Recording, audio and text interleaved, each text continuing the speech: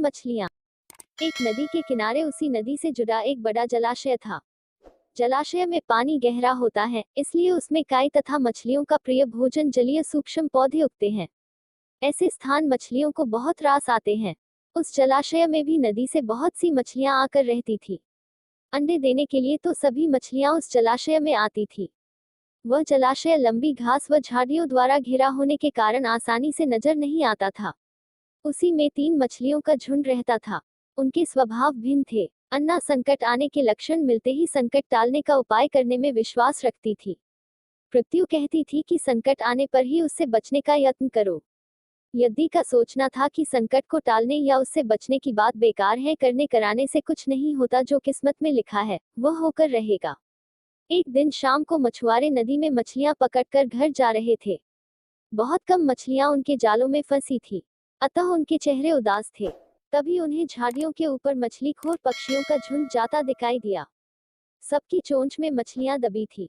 वे चौंके। एक ने अनुमान लगाया, दोस्तों, लगता है झाड़ियों के पीछे नदी से जुड़ा जलाशय है, जहां इतनी सारी मछलियां पल रही हैं।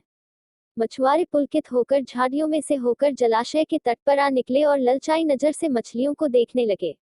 एक मछुआरा बोला, आहा, इस जलाशय में तो मछलियां भरी पड़ी हैं। आज तक हमें इसका पता ही नहीं लगा। यहाँ हमें ढेर सारी मछलियां मिलेंगी। दूसरा बोला। तीसरे ने कहा, आज तो शाम घिरने वाली है, कल सुबह ही आकर यहाँ जाल डालेंगे। इस प्रकार मछुआरे दूसरे दिन का कार्यक्रम तय करके चले गए। तीनों मछलियों ने मछुआरे की बात सुन ला थी। अन्ना मछली ने कहा, साथियों, तुमने मछुआरे की बात सुन ली। अब हमारा यहाँ रहना खतरे से खाली नहीं है। खतरे की सूचना हमें मिल गई है। समय रहते अपनी जान बचाने का उपाय करना चाहिए। मैं तो अभी ही इस जलाशय को छोड़कर नहर के रास्ते नदी में जा रही हूँ। उसके बाद मछुआरे सुबह आए, जाल फेंके, मेरी बला से। तब तक मैं तो बहुत दूर अटखेलियां कर रही होऊंगी। पृथ्वी मछली बोली, तुम्हें जाना है तो जाओ, मैं तो नहीं आ रही। अभी खतरा आया कहाँ है, जो इतना घबराने की जरूरत है। हो सकता है संकट आए ही ना। उन मछुआरों का यहाँ आने का कार्यक्रम रद्द हो सकता है रात को उनके जाल चूहे कुतर जाएं, हो सकता है उनकी बस्ती में आग लग जाए, भूचाल आकर उनके गांव को नष्ट कर सकता है, या रात को मूसलाधार वर्षा आ सकती है और बाद में उनका गांव बह सकता है। इसलिए उनका आना निश्चित नहीं है। जब वह आएंगे तब की तब सोचेंगे। हो सकता है मैं उनके जाल में ही न फंसूं। यदि ने अपनी भाग्यवादी बात कही, भागने से कुछ नहीं होने का। मछुआरों को आना है तो वह आएंगे। हमें जाल में फंसना है तो हम फंसेंगे।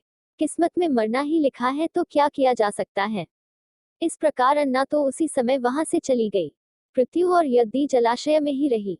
भोर हुई तो मछुआरे अपने जाल को लेकर आए और लगे जलाशय में जाल फेंकने और मछलियां पकड़ने।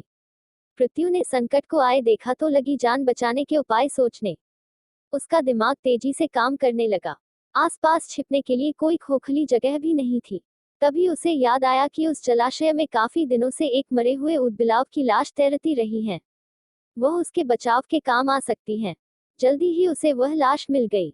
लाश सने लगी थी। पृथ्वी लाश के पेट में घुस गई और सती लाश की सदांध अपने ऊपर लपेटकर बाहर निकली। कुछ ही देर में मछुआरे के जाल में पृथ्वी फंस गई। मछुआरे ने अपना जाल खींचा और मछलियों को किनारे पर जाल से उलट दिया। बाकी मछलियां तो तड़पने लगी, परंतु पृथ्वी दम साधकर मरी हुई मछली की तरह पड़ी रही। मछुआरे को सदांत का भपका लगा तो मछलियों को देखने लगा। उसने निश्चल पड़ी पृथ्वी को उठाया और सूंघा, आंख, यह तो कई दिनों की मरी मछली है, सड़ चुकी है। ऐसे बड़बड़ाकर बुरा सा मुंह बनाकर उस मछुआरे ने पृथ्वी को जलाशय में फेंक दिया। पृथ्वी अपनी बुद्धि का प्रयोग कर संकट से बच निकलने में सफल हो गई थी। पानी में गिरते ही उसने गोता लगाया और सुरक्षित गहराई में पहुंचकर जान की खैर मनाई। यदि भी दूसरे मछुआरे के जाल में फंस गई थी और एक टोकरे में डाल दी गई थी। भाग्य के भरोसे बैठी रहने वाली यदि ने उसी टोकरी में अन्य मछलियों की तरह तड़प तड़प कर प्राण त्याग दिए। सीखा, भाग्य के भरोसे हाथ पर हाथ धरकर बैठे रहने वाले का विनाश निश्चित है।